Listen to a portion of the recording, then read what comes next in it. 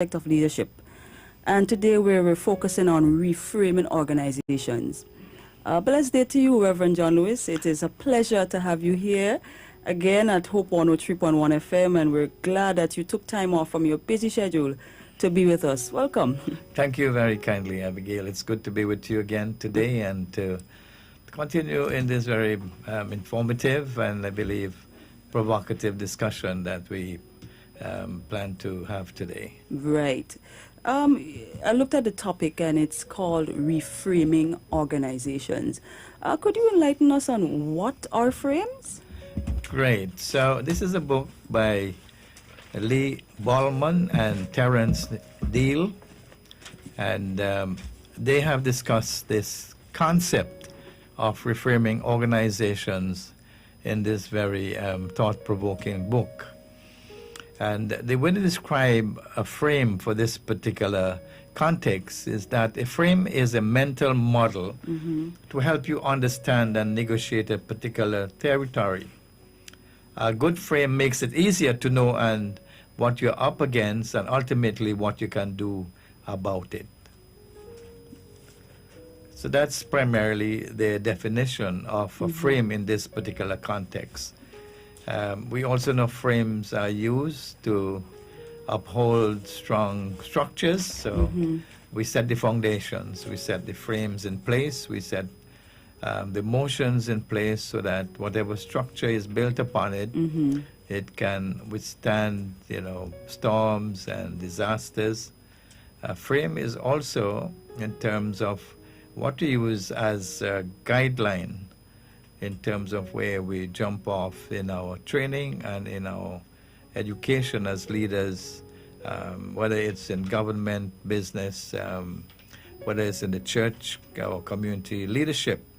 In youth leadership, it helps us and guides us along a path. It's like a blueprint that draftsmen and architects would use to develop their structures. Okay, so what are the things or tools used to reframe an organization?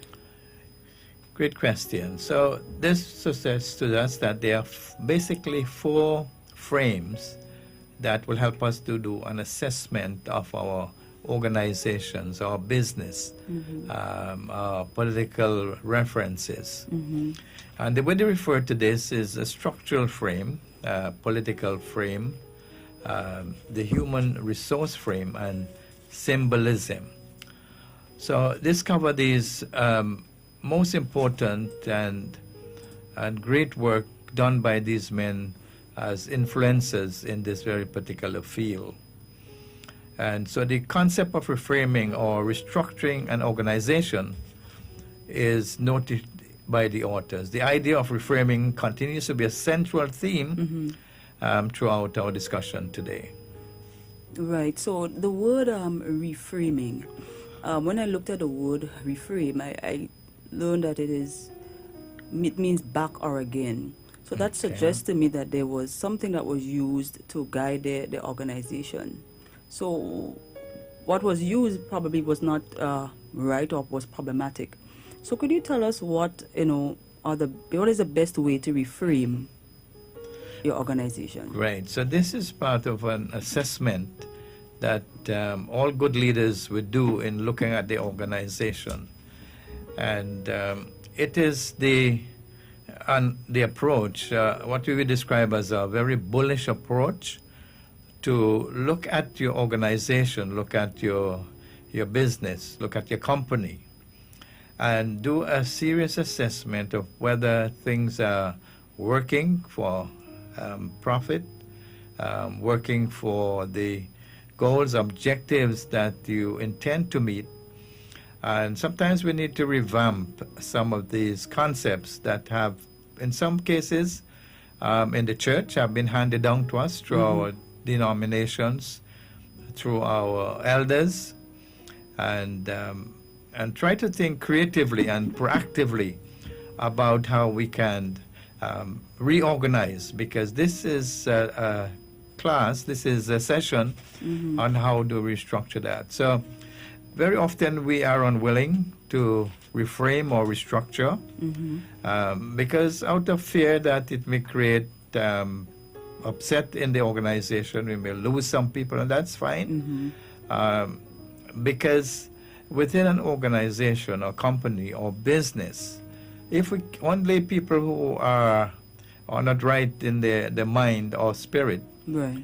will continue to do the same things the same way and expect different results. Yeah, Of course, yeah, that's a yeah. popular statement. So it is the concept that we are willing to take a hard look, a plunge, if necessary, to do away with some things that is traditional, that we may have emotional ties to, that Right. it is historical. Right. We are accustomed to doing this, so why are you wanting to change this? So it leads us to beg the question, how effective Right. is our organization, our business, our country, and what efficiencies are we developing within our movements?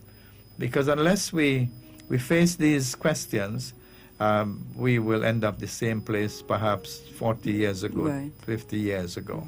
So how does a leader know if he or she is using the right frame? Right. So this provides us the four structures, which is recognized in the educational world. It's also in the business community as well. These authors are business leaders in their own right, Smallman and Deal, and if you can put your hand on this book, it is very useful for you. So these four structures, as it were, namely, it is the structural frame. And what it does, it explores the key role that social architecture plays in the functioning of the organization.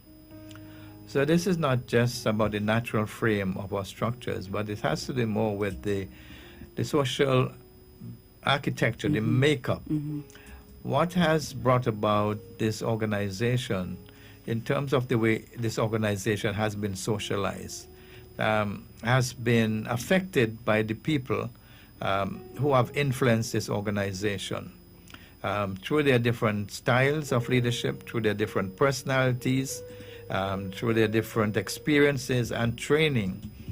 They have created this particular frame for the organization. And very quickly, the political frame.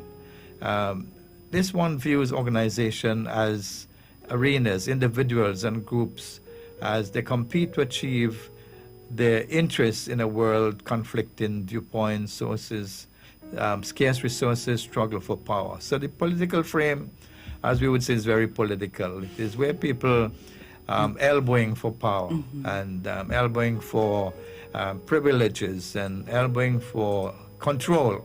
Right. And in every organization, you will find that, whether it's government, business, church even, we'll find that as part of an organizational frame. And then the human resource frame. It explores the properties of both people and organizations and what happens when the two intersect. And then fourthly, the organizational symbols and culture. Every organization, they do have particular symbols. For the church, is the cross in most cases. For an organization, it may have other symbols of a star, and we determine what symbols, a logo. Perhaps it is defined by our vision, mission statement as well. So those are the four basic concepts that are cited in this discussion. So the structural frame, to amplify and to exploit a little bit with you today, it reflects a greater involvement of the management team. So organizations tend to have a board of directors, or in some cases is referred to as a management team. And people are recruited to give oversight for this organization. Sometimes these meetings are held, more so now, as we all know, virtually because of the pandemic, but there is also an advisory board being formed. And so this is the leadership of the organization, the structural frame, who manages the organization. And then the selection of your management or board or directors is very critical to the success of your organization.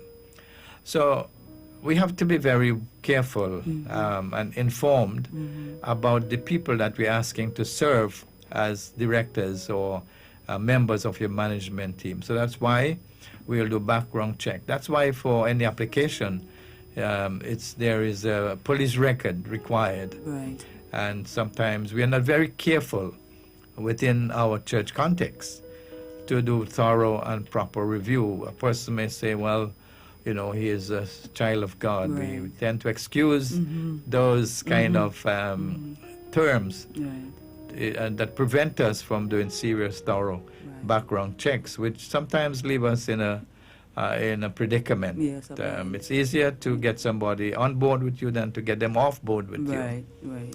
So we want to be mindful of the people. You look at the strengths and the weaknesses. So there are assessment tests that are being done.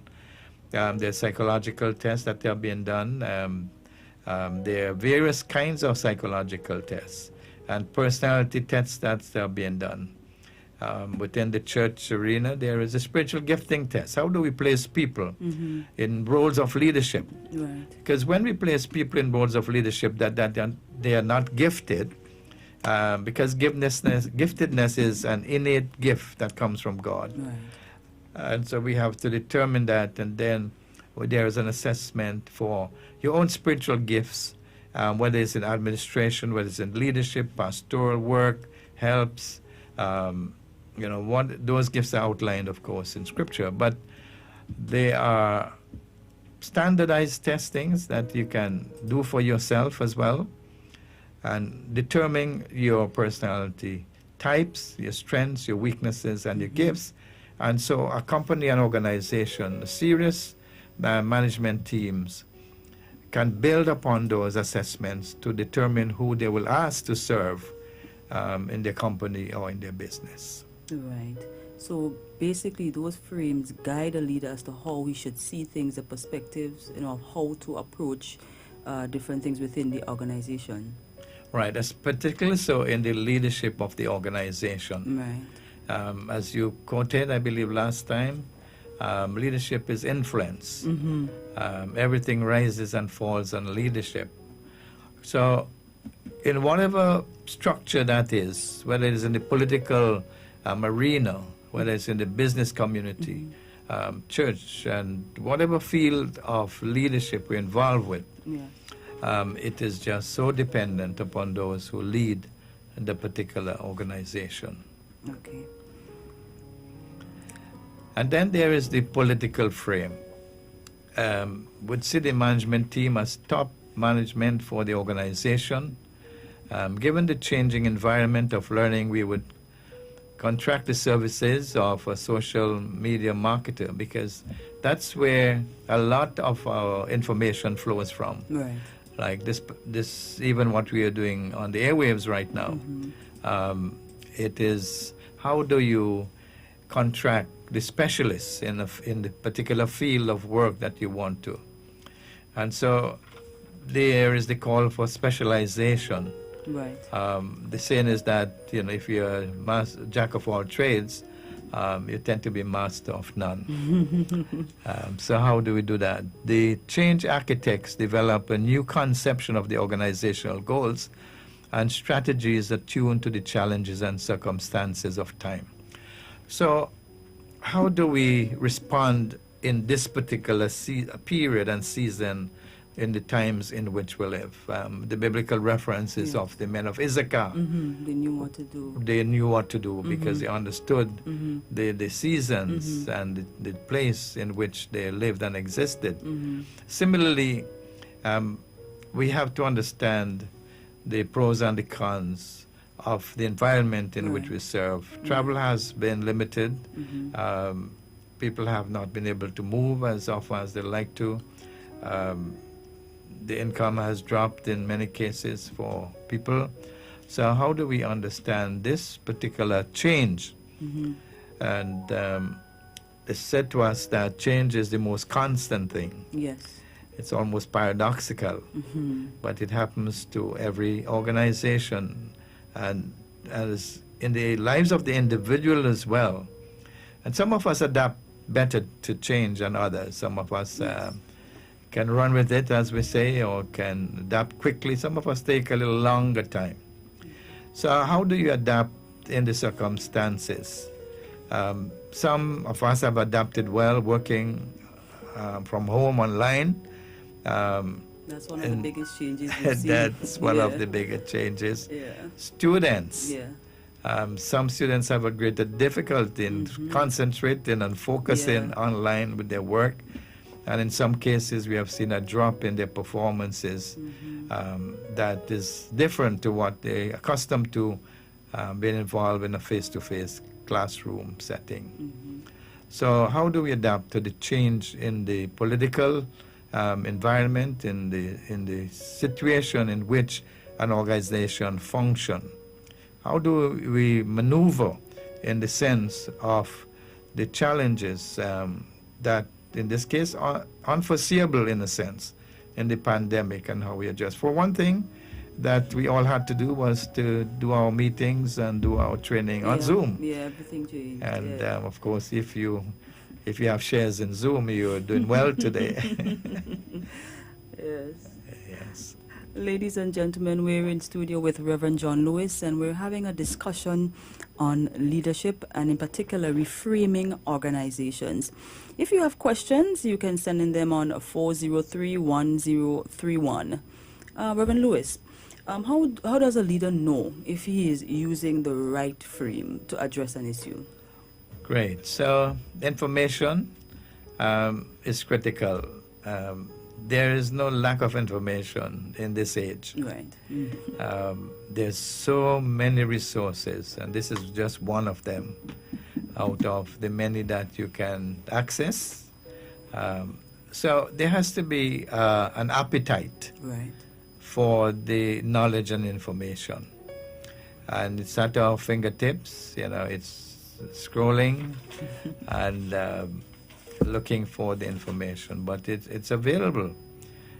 Sometimes it's available, but it's costly in some cases. But as you want to be an effective leader, you have to invest in your own personal development. And companies as well need to invest in their staff, in their management, in our environment of service. How do we, as companies, as organizations, as churches, governments, provide scholarships for people who can't pay for their necessary education or personal development? I know some companies make it mandatory that if you're going to remain in this job, that you must do a personal development course once a year to stay sharp, to stay focused, to stay on the cutting edge. And I think that's where you want to be as a leader in these times. Right. So if a leader, is using the wrong perspective, what are some of the things that is likely to happen or to show up in the organization? Well, I think lack of growth. Right. A lack of growth. We concluded a course on one of John Maxwell's book, the 15 Irrefutable Laws of Growth. And you look at some of the concepts in that book as well, in terms of you have to set goals and objectives for yourself. Where do you want to be in the next year? Right. In the next 5 years, the next 10 years? There is sometimes a short-sightedness about a day-to-day or a month-to-month perspective on how we live and how we make it. But the long haul for success depends on forecasting your vision, forecasting where you'd want to be, where you want to be positioned in terms of a leader of influence and transformation. So if you refuse to do the hard work, leadership development is not a walk in the park, as you would say, or a bed of roses. It takes discipline. It means that you're willing to stay up late at night, so give time, commitment to reading and studying and assimilating information. It means that you will take time to sign up for a particular program of studies that will enhance your goal and objectives. So it is a growth development program that each leader or each person who are aspiring to be involved in management and leadership, and of course the resources are there available. You have to make the effort and to develop an appetite, a desire, given even a hunger, just like you perhaps get hungry around lunchtime for a particular kind of food. Yes.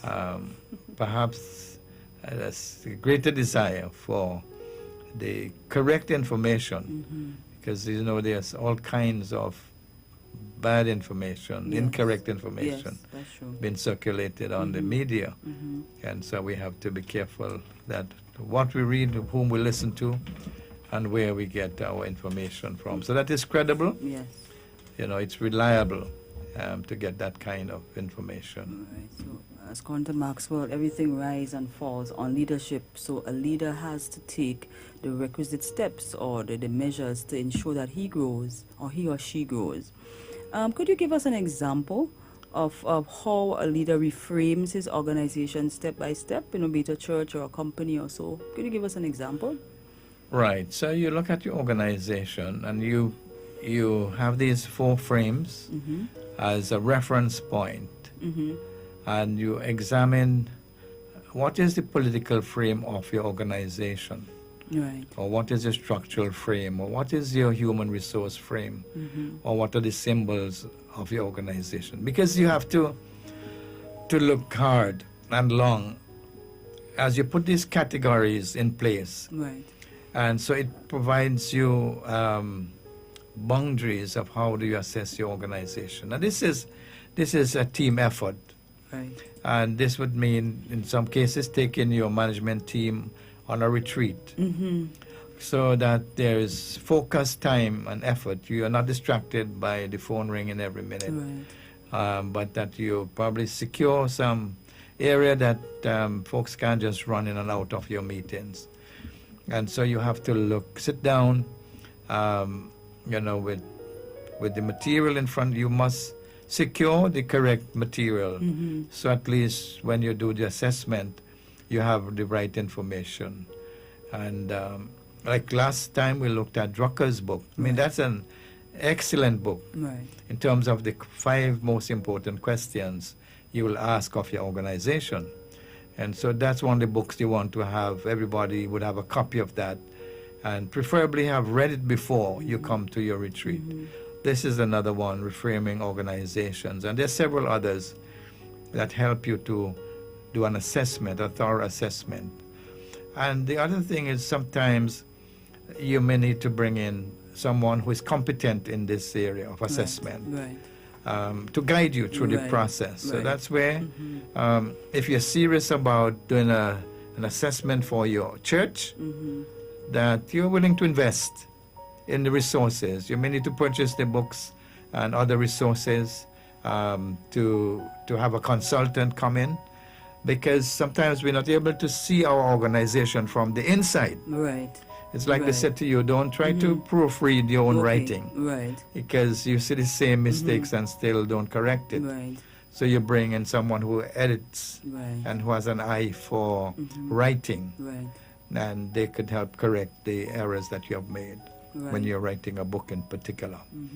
So the willingness has to be having the right material, having the right resources, and then having someone to guide you through this. And it's best to have someone outside of your organization who would be frank and honest with you. yeah.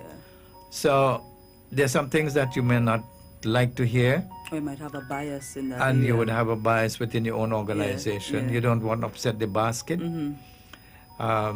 because I remember I attended a similar workshop years ago.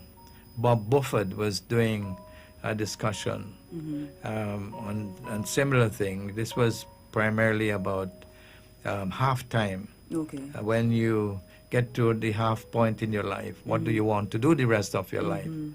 And he would ask you a particular question. What is the central key of your life? Name one thing that you want to accomplish the rest of your life. Okay.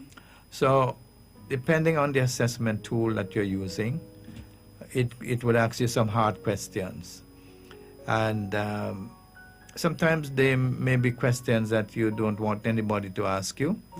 But if you want to do a serious evaluation and be willing to look at the errors and why you have not accomplished, what have caused your organization to stagnate in some cases? We're not seeing a great growth within the church community, Right.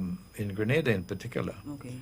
If you look at and we have done some assessment, we have done, our students within our program Right. have done an assessment of several of our church Right. groups in Grenada. And you look where they have been for the last, 20, 30 years. Some groups have been here for almost 100 years. Right. They started. And when you look in the essence of using the church as an example, and look at their membership, after many years, they have not moved far. So what we have seen in these islands, and not only Grenada, but it seems to be that way within the Caribbean context, that all that's happening is that we are just circulating the same people. Right. And they are moving from one denomination to another. And it looks like your particular church is growing, but it's actually they are made up of other people, members from other churches that have just moved away from their denomination. So you have to be honest with yourself. And, there's not a time to make excuses for lack of growth and development. Right. Ladies and gentlemen, we are sitting here in studio with Reverend John Lewis, and he's here discussing leadership. You can send in your questions on 403-1031. So, Reverend Lewis, from so far in our discussion, we have established that it is important that a leader has the right frame by which he, assesses the company. Now, is there a problem if a leader only sticks to one way of assessing his company or organization or church? Is there a problem in just using one or the wrong frame? Right. So there are standardized ways of doing assessment.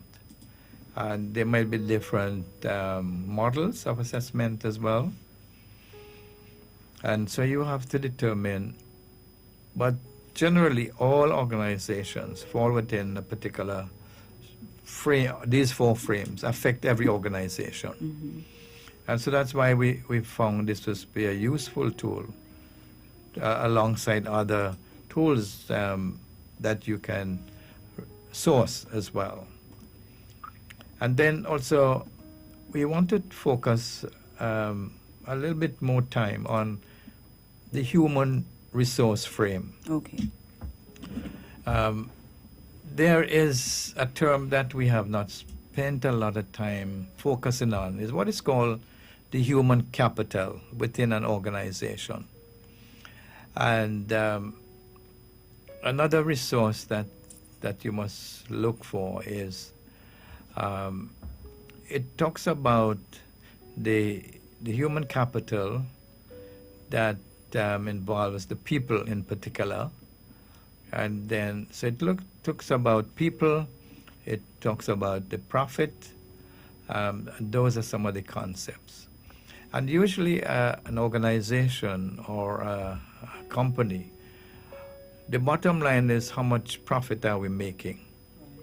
And very often the emphasis is not on the people that help to make this organization succeed.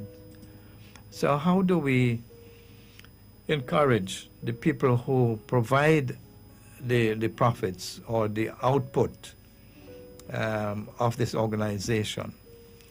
As we develop our people, providing scholarships, training, and we empower the people that work within our movement and organizations, you will find that they are energized and they want to give more time and effort because they have a buy-in into your movement or organization. Okay. When people are respected for their worth and respected for the gift and the abilities and talents that they bring to your organization, and they are recognized for this, they will go the second mile.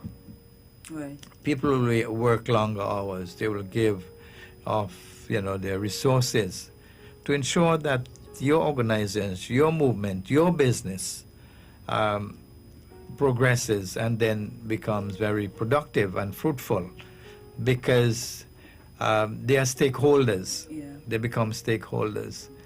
And when you find an organization or church that people feel that they have a buy-in to this, they stay longer with the organization as well. Yes. And they invest of their time and energy far greater than if they sense that they're taken for granted. Right. And that they are not given the credit for their involvement and the contribution Okay. to any company or organization that they work for. And wise leaders, creative thinkers understand this concept very well, and more companies and organizations are ensuring that their people are taken care of very well. Right.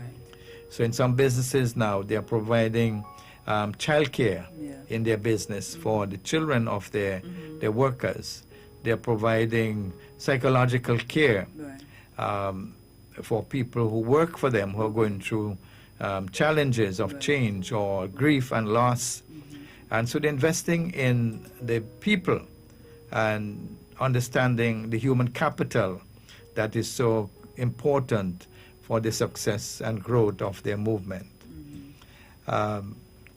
So I think we have to refocus our organization that way, because usually we tend to think of the people as the means to an end, rather than these are the people that will cause us to be successful. Right.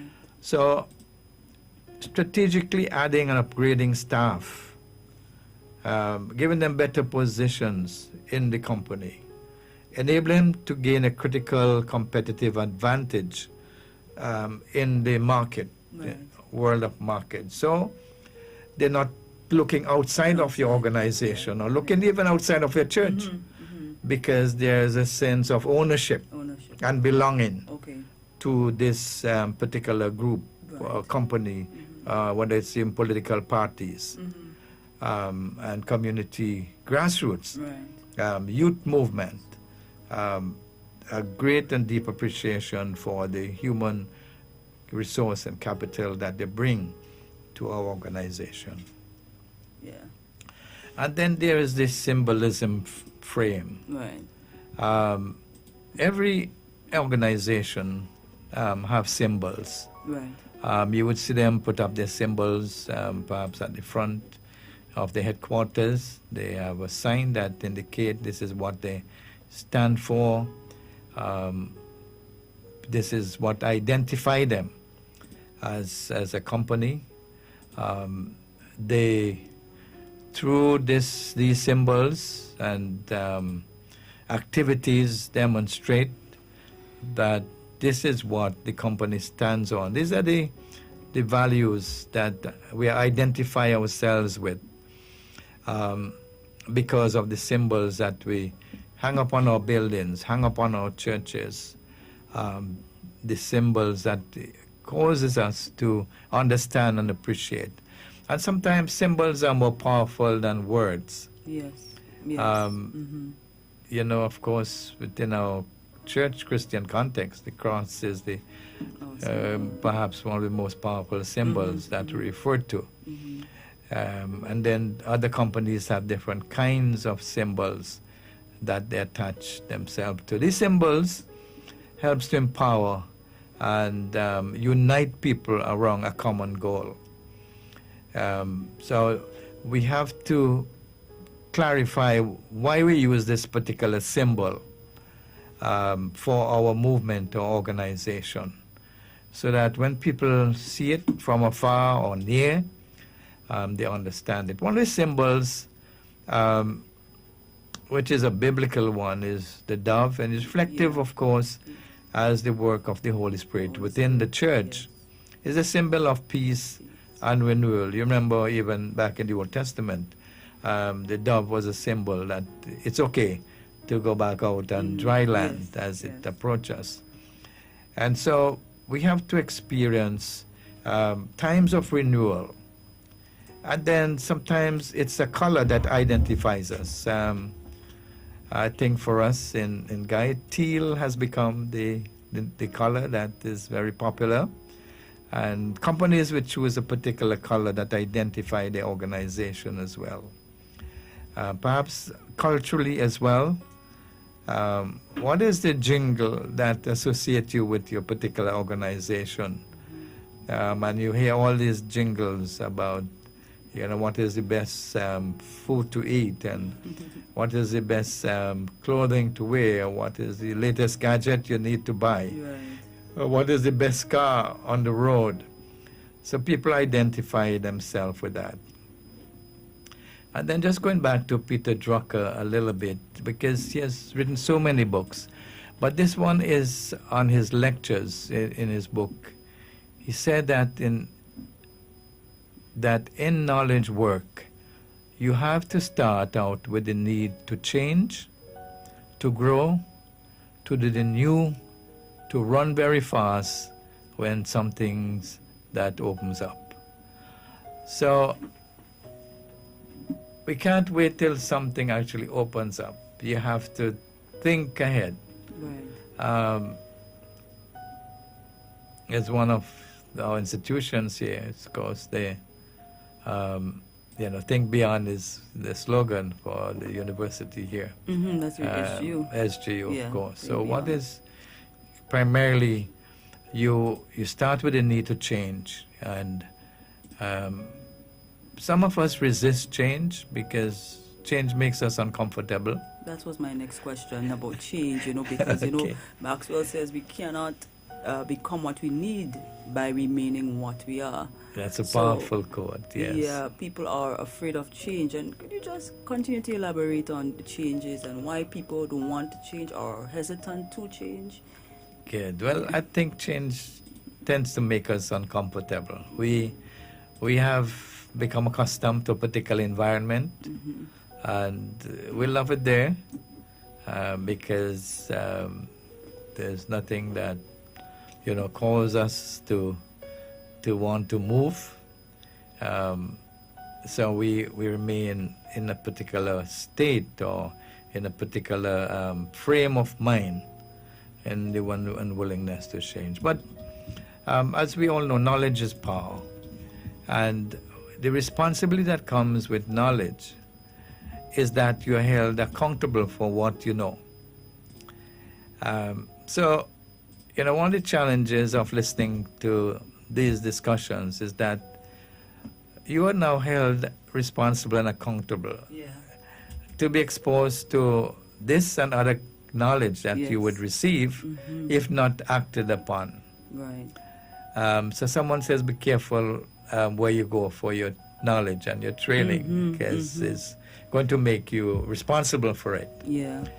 You cannot sit in a lecture or listen to a Zoom discussion and just walk away from it. One of the exciting sessions we just concluded with Dr. Sam George, hopefully we could have some of his material, He was talking about global Christianity and how the church in Grenada could become directly involved in casting a vision for global work, not only in this island, which is really a dot on the map, but throughout the Caribbean and throughout the rest of the world. And his challenge was to us, think about a people group that you can invest in and support and visit when necessary and when possible to do that. So to do the new things, right?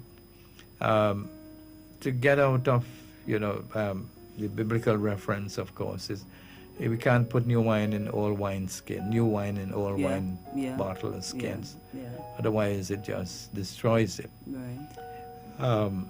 To run very fast, we understand that from the athletes. They understand that language very well. But running very fast with the information that we have is critical. And so you're ready when something opens up. So You prepare. Right. Preparation, is 90% of the job. Right. And 10% is perspiration. Right. Correct. Because there's a question here from Rodney. Yes. And he is asking, in reshaping, is there any point you have to remove those at helm of the organization because sometimes they may be the problem? That's from Rodney.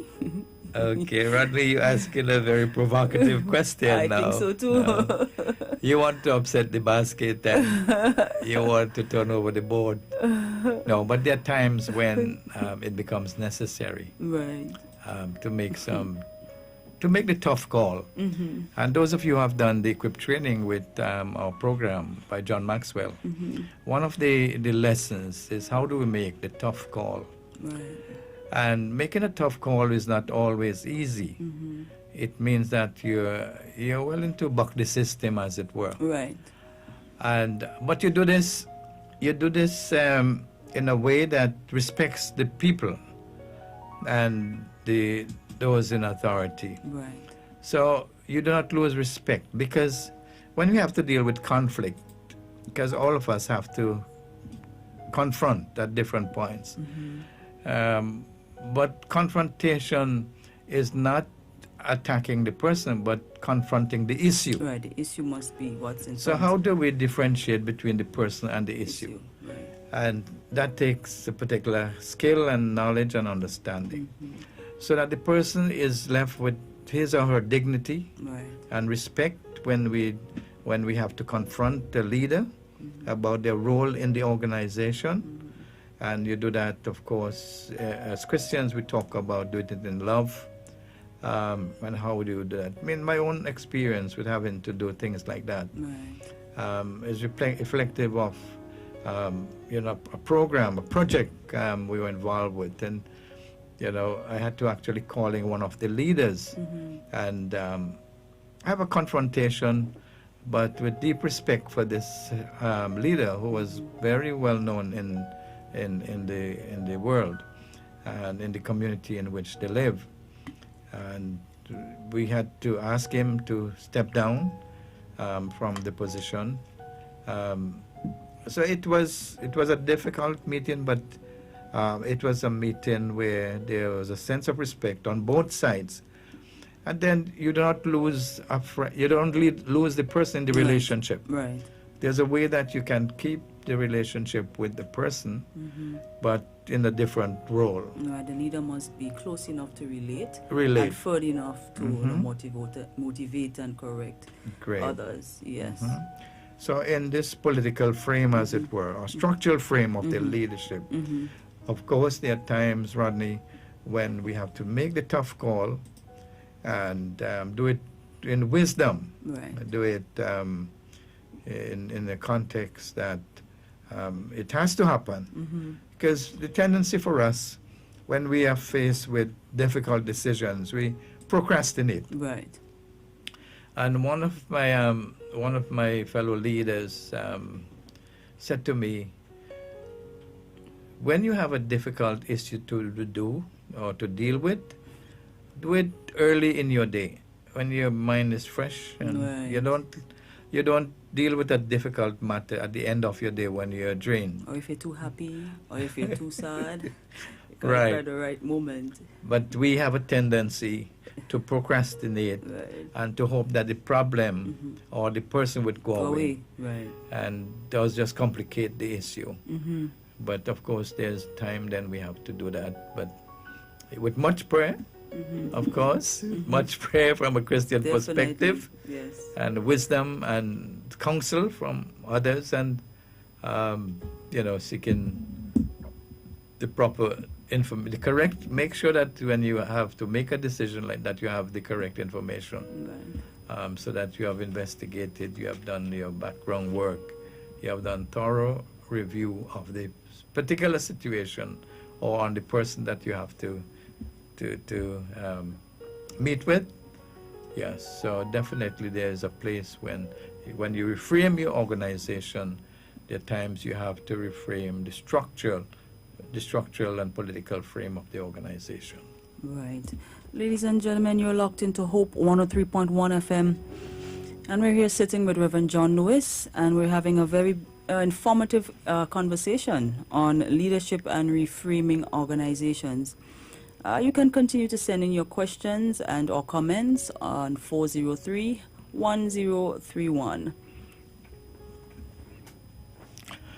Great. So there are other elements to this organizational development as well.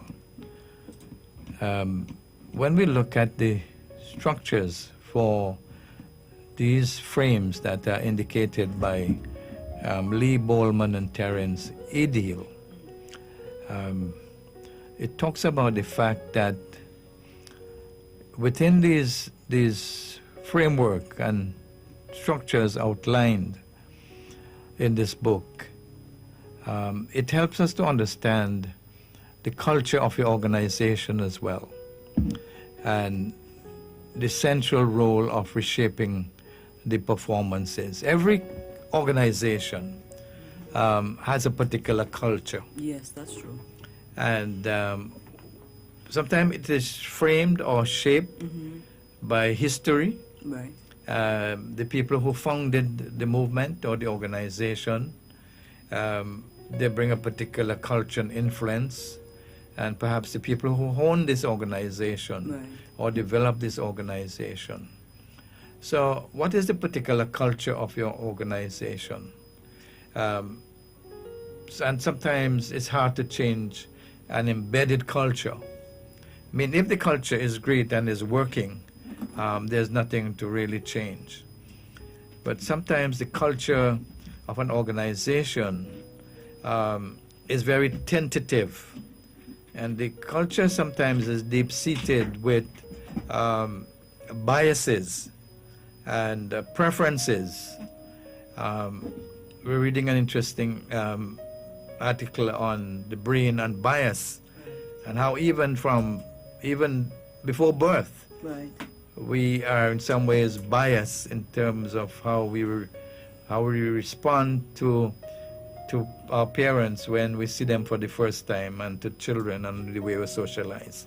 So that's for another discussion. Yes, sir. But it's an interesting observation.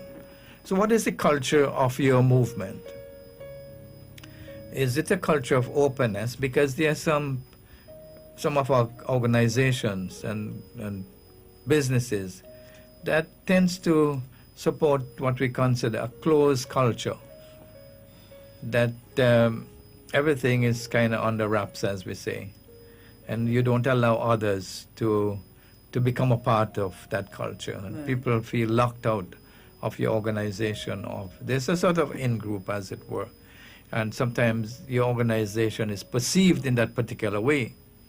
And then there's the open culture for the organization, that everyone is welcomed, invited into your particular culture. So assessment of the culture of your church, of your organization, of your group. Is it one where people feel welcome as they Right, come to your right. organization? That's important. Very critical. Like we mentioned, that the way people are served within the culture of your business Right. will determine whether they would come back to your Yes, business. that's true. That's Yes? very true. Right. Very Or true. even your church. As you First walk to the impression. doors of your Yes. church, of your organization, of your business, Yes. the first person that you meet Yes. can determine whether this You come business back or not. succeeds. Yeah. Yeah. Um, and whether the person just turns around and, yeah. you know, Very true. never come back. So that takes, there's a word within the Christian community that discernment, we call it, That's right. but insight and foresight are critical words of reshaping your culture Right. in terms of making it more productive Right. and becoming more proactive Yes.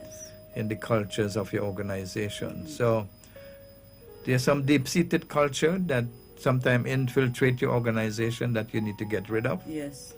and that takes a lot of doing and rehauling, Right. overhauling. Right. Otherwise, we can become stagnant. Yes. So you say the yes. culture changes according to different seasons, the different people that come, or is it something that leadership establishes? And sometimes it is deep-seated, and if there is not a serious appetite for change, it can fester, you know, whether for good or bad. It can infiltrate the people that live and work within that particular culture. All right, so we have a question here. They're asking, if a person is immature, do you think that person's personality or personally can affect the culture of an organization? One person. Of course, of course. If you have an immature, ill-disciplined person in the leadership of your organization, it can affect the growth spurt of your organization. Right. We often use the illustration of one bad apple. Spoil the whole bunch. Yes. Okay. So that's where the tough call comes in as well. That basically we're saying to such a person, we don't think you're a good fit for this organization. We'll have to ask you to leave. Right. Yes. Okay. So we have to make those tough calls and tough. And you would want people to adapt to the culture that aids growth. Absolutely. Yes. Yes. What is it that identifies your organization? Does it has the hallmark or the framework of spirit of excellence? Right. You know, excellence is developed and honed by groups of people, organization, performance. Usually there's a job performance evaluation Right. of people, perhaps once a year. How are you doing in this company? Are we going to keep you? Good organizations and good structures do serious assessments Right. and evaluations for effectiveness and efficiencies within the organization. Yes.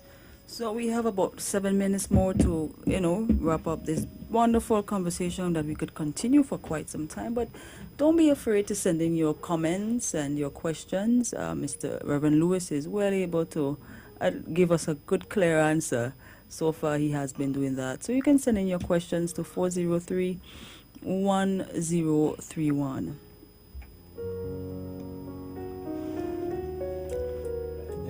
Interesting quote here by the authors, Bowman and Deal.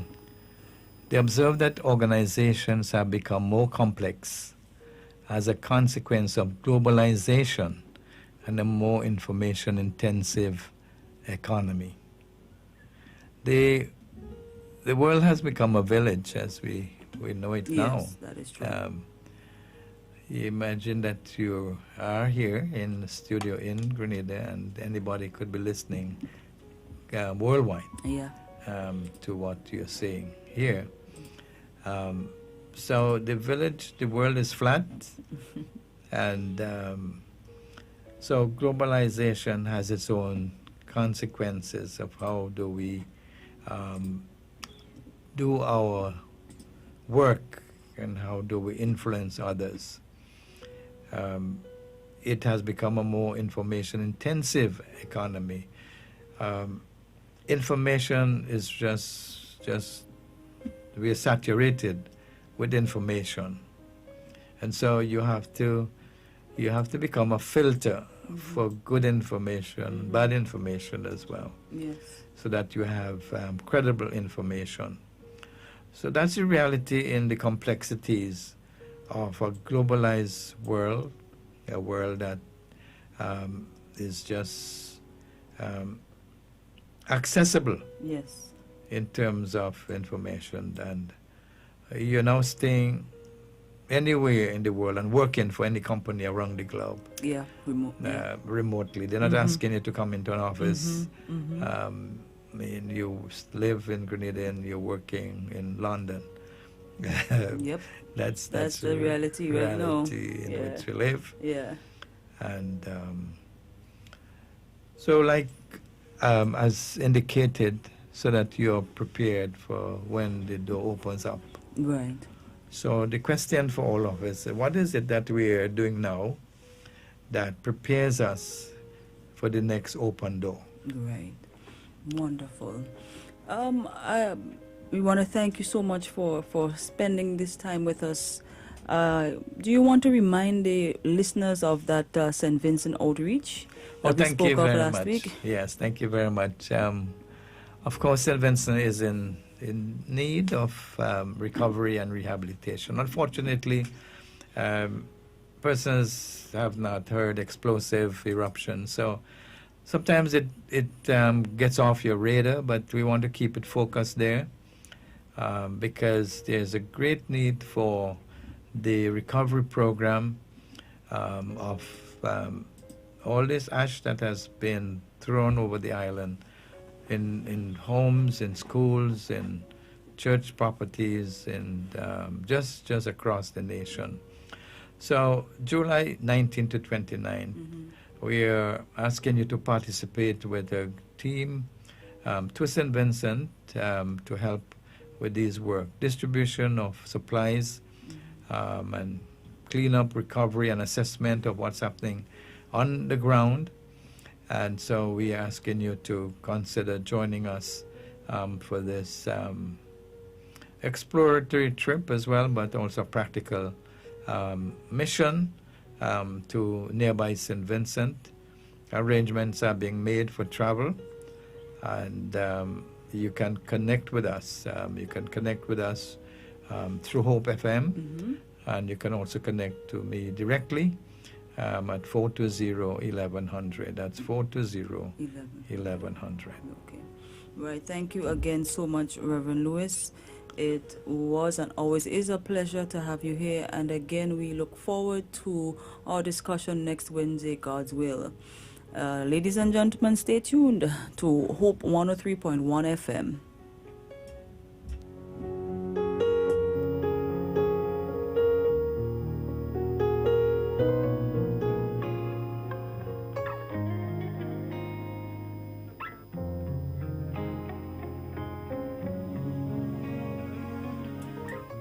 Reverend Lewis, are there any parting words you would like to say to us? Yes, we'll say that take this information and use it with your leadership team in your retreats, in your planning session, your strategic assessment of your organization, and I promise you it will enhance your own life and the life of your organization. All right, so there you have it, ladies and gentlemen. Reverend John Lewis discussing with us. We look forward to having him again next week, God's willing. God only you, God only you, are the waters and